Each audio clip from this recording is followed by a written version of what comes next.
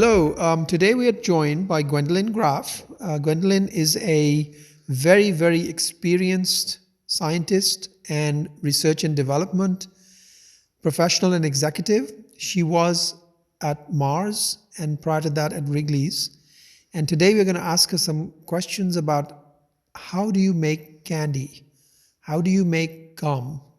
And how do you basically end up making edibles? So, Gwendolyn, welcome to the program. How are you?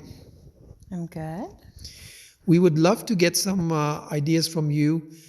So tell me, what can you tell us about making candy, the top three things that companies need to look out for when they're trying to become entrepreneurial and create new products?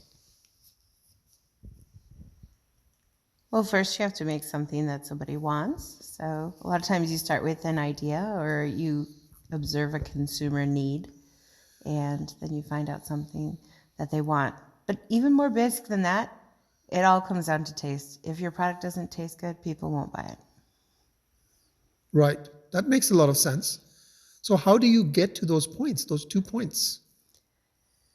Well, we have it pretty easy in the candy industry because generally we start with sugar and most people like sugar.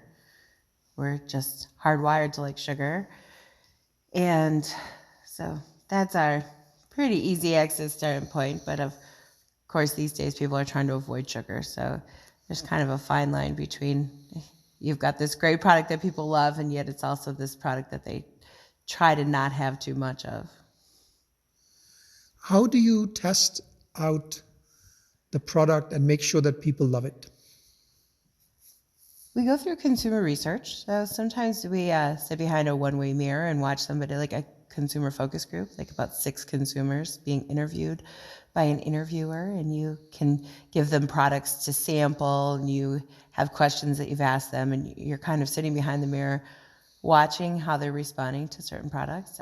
We also have them come in sometimes to a consumer research center, and they'll be given samples and asked questions and asked to rate certain things on like a computer screen, a survey. And so that first one where we're just watching an interview, that's called qualitative research. The quality of research is good. And then the second one, you'll have several, almost like 100 people come in, and that's called quantitative research.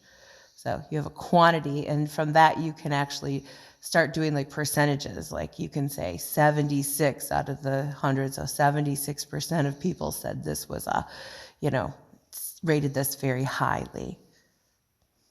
Okay. Well, that sounds great. Well, thanks very much for joining us.